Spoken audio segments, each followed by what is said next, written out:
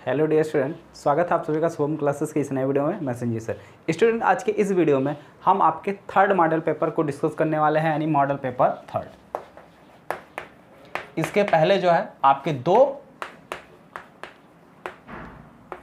Model paper discuss किए जा चुके हैं, तो और आप सभी को जो है मॉडल पेपर अच्छे से समझ में भी आ रहा है, किसी का कोई डाउट भी नहीं है। ठीक है, तो चलिए आज थर्ड वाला मॉडल पेपर डिस्कस किया जाए। और इस मॉडल पेपर में भी काफ़ी अच्छे अच्छे क्वेश्चन हैं, और इन क्वेश्चनों को देखा जाए इनके बोर्ड एग्जाम में आने के चांसेस भी काफ़ी ज़्यादा हैं। ठीक है, तो वीडियो बहुत ही इंपॉर्टेंट होने वाला है आप लोगों के लिए, तो इस वीडियो को शुरू से लेकर लास्ट तक बिना स्किप किए हुए जरूर देखिएगा। चलिए, मॉडल पेपर का पहला क्वेश्चन है कि समतल दर्पण की फोकस दूरी कितनी होती है। आप सब बताओ भाई, समतल दर्पण की फोकस दूरी कितनी होती है। हम आपको 4 नहीं केवल 2 ऑप्शन दे रहे हैं। कितने? केवल 2 ऑप्शन दे रहे हैं। बताओ, पहला ऑप्शन है 0, दूसरा ऑप्शन है अनंत। और अगर अभी भी आप नहीं बता पाए तो गिलास में पानी भरिए और उसी में डूब जाइए। ठीक है, अगर अभी भी आप ना बता पाएँ कि समतल दर्पण की फोकस दूरी कितनी होती है, तो एक गिलास में या कटोरी में पानी ले लो और उसी में डूब जाओ। ठीक है भाई, 0 तो होगी नहीं। ठीक है, तो कितनी होगी? अनंत। आगे अगला क्वेश्चन, प्रकाश का वेग निम्न में से सबसे अधिकतम किस में होता है। 4 ऑप्शन दे रहा हूं मैं। प्रकाश का वेग बताओ सबसे ज्यादा किस में होता है। पहला वायु में, दूसरा जल में, तीसरा कांच में, चौथा निर्वात में। तो प्रकाश का वेग सबसे ज्यादा किस में होता है? इन चारों ऑप्शन में से किस में? जल में तो होता नहीं, कांच में होगा नहीं। ठीक है, अब वायु और निर्वात की बात बत रही है, तो निर्वात में जो है इसकी वेग सबसे ज्यादा होगी। ठीक है, अगला क्वेश्चन है, एक प्रोटॉन पर विद्युत आवेश की मात्रा होती है। तो प्रोटॉन पर भाई कितना चार्ज होता है? 1.6 × 10⁻⁻19 कूलम प्लस चार्ज होता है। ठीक है, ये आपके प्रोटॉन पर क्या होता है? चार्ज होता है, आवेश होता है। ठीक, हाँ, 4 ऑप्शन दिया है, पूछ रहा कौन सा चुंबकीय क्षेत्र का मात्रक नहीं है। ठीक है, कौन सा चुंबकीय क्षेत्र का मात्रक नहीं है। चारों ऑप्शन हम लिख दे रहे हैं, तो अब पीडीएफ वाली कोई बात ही नहीं रह जाएगी। ठीक है, पहला वेबर बटे मीटर स्क्वायर, दूसरा टेस्ला तस्ला, तीसरा गॉस, चौथा न्यूटन बटे एम्पियर स्क्वायर, न्यूटन बटे एम्पियर स्क्वायर।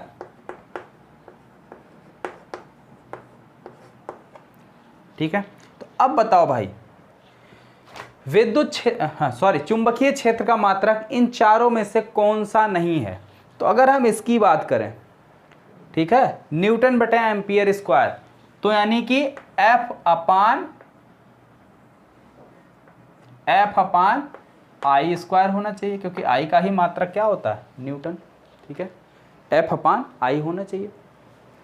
तो क्या ये आपके चुंबकीय क्षेत्र की तीव्रता का मात्रक है? ये तो है, और इसी को टेस्ला भी बोलते हैं, और गॉस भी आपका चुंबकीय क्षेत्र की तीव्रता का मात्रक है। कौन नहीं है? तो न्यूटन बटे एम्पियर स्क्वायर जो है आपके चुंबकीय क्षेत्र की तीव्रता का मात्रक नहीं। ठीक है, आगे आ जाओ, अगला क्वेश्चन है। ठीक है, अब 2-2 नंबर वाले क्वेश्चन, ये तो 1 नंबर वाले क्वेश्चन खत्म हुए।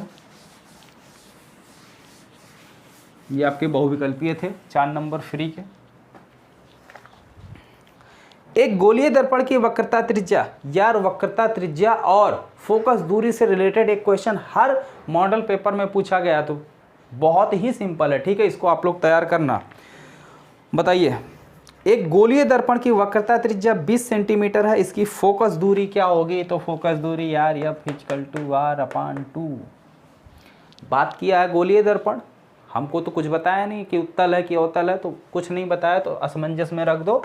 ठीक है, +-20/2 +-10 सेंटीमीटर। ठीक है, और प्लस माइनस भी नहीं मन कर रहा लगाने के लिए, मत लगाओ, कोई दिक्कत नहीं। नेत्र की समंजन क्षमता से आपका क्या अभिप्राय है? तो नेत्र की समंजन क्षमता क्या है? जितने भी बच्चे वीडियो को देख रहे हैं सभी लोग कमेंट बॉक्स में नेत्र समंजन क्षमता की डेफिनेशन राइट कर जाओ।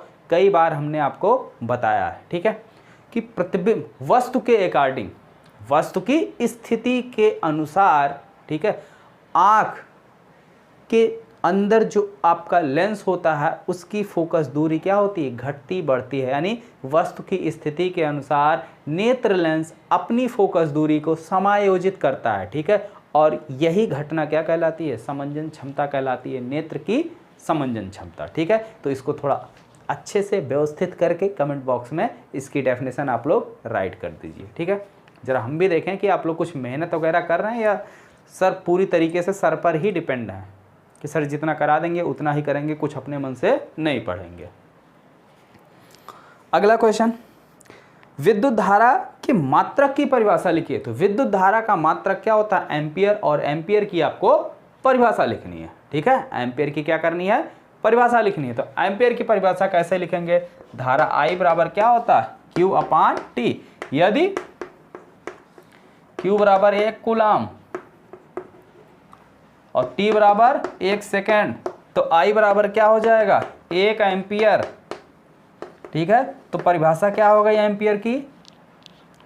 यदि किसी परिपथ में 1 सेकंड में 1 कूलाम आवेश प्रवाहित होता है तो उस परिपथ में बहने वाली धारा 1 एम्पियर होगी। यदि किसी परिपथ में 1 सेकंड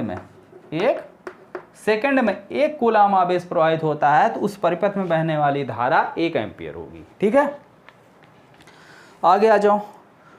उत्तल दर्पण में प्रतिबिंब किस प्रकार का बनता है? किरण आरेख द्वारा दर्शाइए। तो उत्तल दर्पण में प्रतिबिंब कैसा बनता है? किरण आरेख खींचना है। तो कॉपी पेन उठाओ भाई, सभी लोग किरण आरेख खींच लो, ठीक है। उत्तल दर्पण के हमने आपको 2 केसेस आपको बताए हैं, ठीक है। उत्तल दर्पण में 2 केसेस मैंने आपको बताया है। और उत्तल दर्पण में प्रतिबिंब कैसा बनता है? आभासी बनता है, ठीक है। दर्पण के पीछे जाके बनता है आभासी।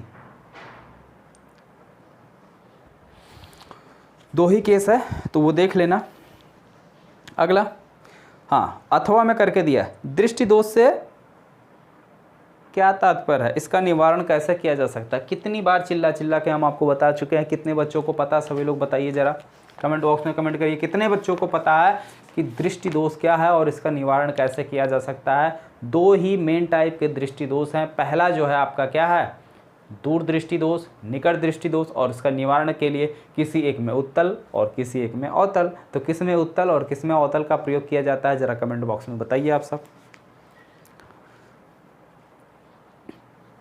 देखिए, एक्सप्लेन करने कुछ अगर नया क्वेश्चन होता है, जैसे थोड़ा टफ होता है, टिपिकल होता है, तो हम पूरा एक्सप्लेन कर देते हैं। क्वेश्चन तो पूरा हम सॉल्व कर ही देते हैं, ठीक है। तो जो क्वेश्चन कई बार हम डिस्कस कर चुके हैं वो तो आप लोग बता सकते हैं ना। अब नहीं आएगा तो इत्मीनान से पूछ लेना, बता दिया जाएगा, ठीक है। लेकिन अभी पहले ट्राई तो करो। अगला क्वेश्चन, किसी चालक तार में धारा प्रवाहित करने पर उसमें उत्पन्न ऊष्मा किन किन कारकों पर निर्भर करती है? तो कोई भी चालक तार है, अगर आप उसमें धारा प्रवाहित करेंगे तो उसमें जो उत्पन्न ऊष्मा है वो कई सारे कारकों पर डिपेंड होती है। ऊष्मा की फार्मूला क्या होती है? हीट, H क्या होता है? VIT, ये फार्मूला होता है। तो अगर हम धारा प्रवाहित कर रहे हैं तो धारा का मान अगर आप बढ़ाएंगे तो उत्पन्न ऊष्मा का मान बढ़ेगा। धारा यानी समय का मान, ज़्यादा समय के लिए धारा प्रवाहित करेंगे तो ज़्यादा समय के मतलब ज़्यादा ऊष्मा उत्पन्न होगी, ठीक है। वोल्टेज पर भी डिपेंड करेगा। वोल्टेज का मान अगर आप बढ़ाएंगे तो क्या हो जाएगा? या I²RT भी होता है इसी को, ठीक है। प्रतिरोध का मान अगर ज़्यादा है तो भी ज़्यादा ऊष्मा उत्पन्न होती है, ठीक है। तो ये अलग अलग चीज़ें हैं जिस पर जो है उत्पन्न ऊष्मा का मान डिपेंड करता है। इसको आप लोग प्रायोगिक रूप में देखे भी होंगे, ठीक है। अगर जैसे मान लीजिए कोई भी इलेक्ट्रॉनिक उपकरण है, वो ज़्यादा समय के लिए चल रहा तो ज़्यादा गर्म होगा, थोड़ी देर चला तो कम गर्म होगा, या लाइट बहुत तेज़ आ जाती है तो भी गर्म हो जाता है, ठीक है। तो धारा ज़्यादा हो गई तो गर्म हो गया, ठीक है। तो यही जो है कारण है। ये सारे चीज़ें जो है आप डेली लाइफ में यूज किए हैं, फील किए हैं, तो वही सब जो है आप लिख भी सकते हैं अच्छी तरीके से। धारा का मान बढ़ाने पे उत्पन्न ऊष्मा का मान बढ़ती है। धारा प्रवाहित अगर अधिक लंबे समय तक प्रवाहित करेंगे तो भी उत्पन्न ऊष्मा का मान ज़्यादा होगा, ठीक है। अगर हम वोल्टेज यानी विभवांतर का मान बढ़ाते हैं तो भी उत्पन्न ऊष्मा ज़्यादा होगी, तो ये कारण है। अगला देखो, इसे मैं अथवा करके दिया है, किसी चुंबकीय क्षेत्र में स्थित धारावाही चालक पर लगने वाला बल अधिकतम कब होगा? तो धारावाही चालक पर लगने वाला बल F = क्या होता है? QVV। और इसका मान अधिकतम कब होगा? जब धारावाही चालक में आवेश की मात्रा ज़्यादा होगी। क्या? आवेश की मात्रा, यानी ज़्यादा धारा प्रवाहित करेंगे तो ज़्यादा आवेश होगा, तो धारा ज़्यादा प्रवाहित करने पड़े, यानी Q का मान ज़्यादा होना चाहिए, ठीक है। दूसरी चीज़, या एक और फार्मूला होता है F = IBL, इसको हटा दो, F = IBL, ठीक है, चुंबकीय क्षेत्र वाला। तो अगर चालक तार की लंबाई ज़्यादा है तो उस पर लगने वाला बल भी ज़्यादा होगा, ठीक है। चालक तार की लंबाई ज़्यादा है तो क्या होगा? बल ज़्यादा होगा, यानी F ∝ L, F ∝ I। धारा ज़्यादा प्रवाहित करोगे तो भी बल ज़्यादा लगेगा, और चुंबकीय क्षेत्र की तीव्रता का मान अगर ज़्यादा है, ठीक है, तो भी उस पर ज़्यादा बल लगेगा, ठीक है। तो ये तीन चीज़ें हैं, इन तीन चीज़ों के मान को अगर हम बढ़ाएंगे तो धारावाही चालक पर लगने वाला चुंबकीय बल का मान बढ़ेगा। अगला क्वेश्चन है, उत्तल दर्पण के लिए 1/f 7 नंबर का क्वेश्चन है। बताओ कितना सरल क्वेश्चन है। दर्पण सूत्र, ठीक है, और शायद इस बार सिलेबस में आपको दर्पण सूत्र नहीं पढ़ना है, कि पढ़ना है? शायद नहीं पढ़ना है, ठीक है। 1/f = 1/b + 1/u का निगमन कीजिए और इसमें प्रयुक्त संकेतों का अर्थ बताइए। तो चलिए अर्थ हम बता देते हैं, निगमन आप करेंगे। F क्या है? दर्पण की फोकस दूरी है, दर्पण की फोकस दूरी। V दर्पण से प्रतिबिंब की दूरी, दर्पण से प्रतिबिंब की दूरी। U दर्पण से वस्तु की दूरी, ठीक है। तो ये सारी चीजें हैं। अब इसी में देखिए विद्युत चैप्टर यानी कि विद्युत धारा वाले चैप्टर से एक इम्पॉर्टेंट और महत्वपूर्ण क्वेश्चन है और 7 नंबर में पूछा गया है। तो ध्यान से देखो, मैं बता रहा हूँ। 220 वोल्ट व 10 एम्पियर धारा, विभवांतर का मान कितना दिया है?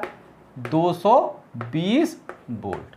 धारा I का मान कितना दिया हुआ है? 10 एम्पियर। कितना दिया हुआ है? 10 एम्पियर वाले विद्युत मोटर द्वारा आधे घंटे में 40 मीटर, समय t बराबर कितना दिया हुआ है? आधा घंटा 30 मिनट, ठीक है।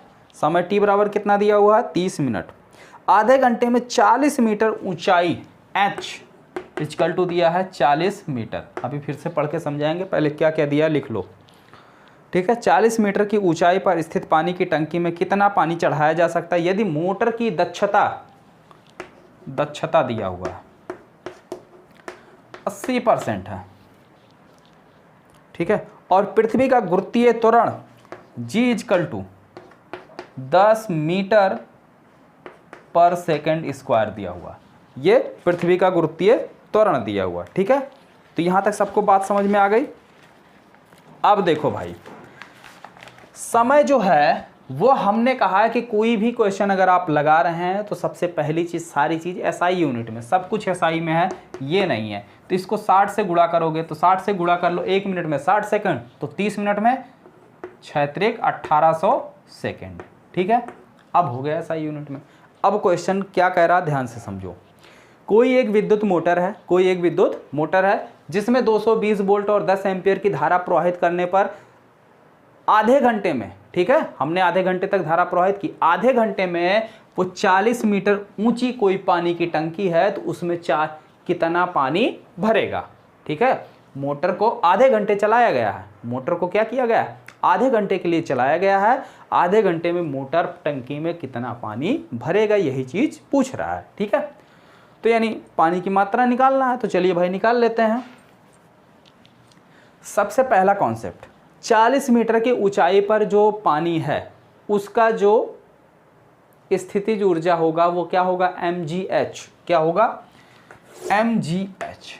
mgh इसका मान किसके बराबर होना चाहिए, मोटर द्वारा पानी को पहुंचाने में किए गए कार्य। तो मोटर कितना कार्य करेगा, मोटर द्वारा किया गया कार्य हमको निकालना, क्या, मोटर के द्वारा किया गया कार्य। ठीक है, तो मोटर के द्वारा किया गया कार्य निकाल के इसके बराबर कर दो। ठीक है, और देखो G दिया हुआ, H दिया हुआ, M निकल आएगा। तो चलिए सबसे पहले हम बात करते हैं कि मोटर कितना कार्य करेगा। तो कार्य W का क्या फार्मूला होता है, या देखो मोटर के द्वारा आधे घंटे में किया गया कार्य उत्पन्न ऊष्मा कितना हो जाएगा, VIT। ठीक है, मोटर द्वारा उत्पन्न ऊष्मा, या इसी को जो है कार्य भी बोल सकते हो। ठीक है, तो कितना होगा, VIT। V का मान कितना दिया हुआ, 220 गुणे I का मान 10, T का मान 1800। तो कितना हो गया भाई, 1 2 3 4, 4 जीरो पहले लिख लो। 18 दूनी 36 के 6, और 18 दूनी 36 और 3 39। ठीक है, अब इतना जूल, इतना जूल। तो 1 2 3 4 5 6, 1 2 3.96 गुणे 10⁻6 जूल, इतना जूल। ठीक है, लेकिन मोटर की दक्षता कितनी, 80%। यानी इतना ऊष्मा तो उत्पन्न कर रहा है लेकिन काम केवल 80% कर रहा है। काम कितना कर रहा है, केवल 80% कर रहा है। तो कुल कार्य निकाल लो, या काम में टोटल एनर्जी कितना निकाल लो। ठीक है, तो दक्षता जो है इसकी 80% है। तो अब क्या निकालोगे, मोटर द्वारा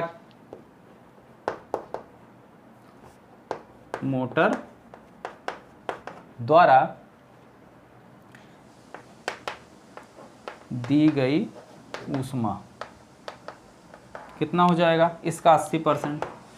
तो 3.96 गुणे 80/100 और गुणे 10⁻6 जूल। ठीक है, तो इसको सॉल्व करो, कितना आएगा,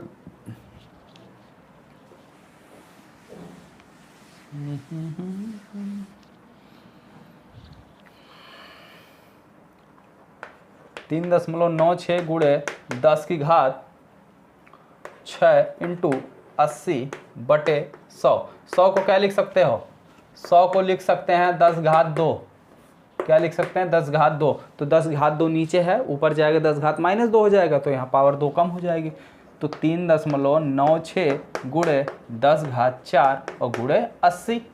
80 से इसमें गुणा कर दो, एक जीरो जीरो पहले लिख लो। 8 6 48 के 8 हासिल 4, 8 9 72, 9 8 72, 72 4 76 के 6 हासिल 7। ठीक है, 8 3 24, 24 7 31। 1 2 2 अंक पे दशमलव, यहाँ पे हमने लगा लिया दशमलव। ठीक है, 2 अंक पे है दशमलव, तो हमने लगा लिया दशमलव, गुणे 10⁻4। अब 1 2 2 अंक और दशमलव खिसका देते हैं, तो 3.168 गुणे 10⁻6 जूल। ये मोटर के द्वारा किया गया कार्य है, और यही पानी की स्थितिज ऊर्जा के बराबर है। इक्वल टू कितना हो जाएगा, 3.168 गुणे 10⁻6। अब यहाँ से आप m का मान निकाल सकते हो। तो बताओ भाई m का मान कितना आएगा,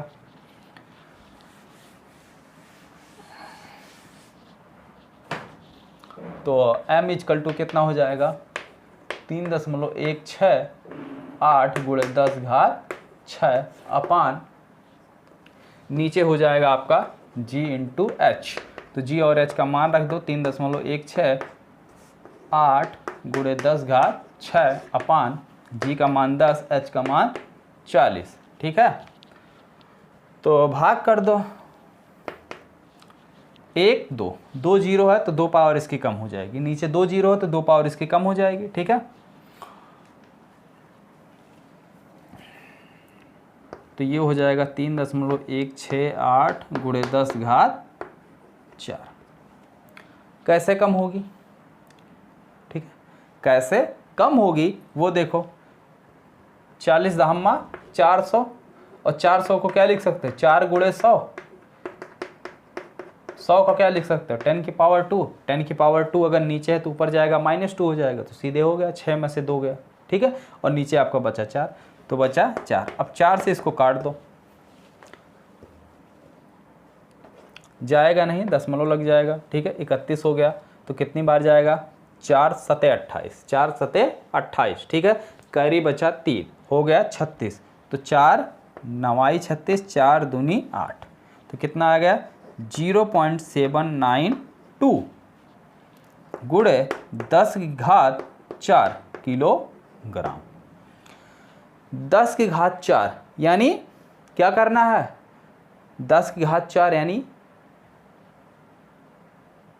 10,000 से गुणा, तो 0.792 गुणे 1 2 3 4 किलोग्राम। ठीक है, अब देखो 1 2 3, अब क्या करना है? 4 है तो 4 जीरो लग जाएगा, 7 9 2 के बाद 4 जीरो।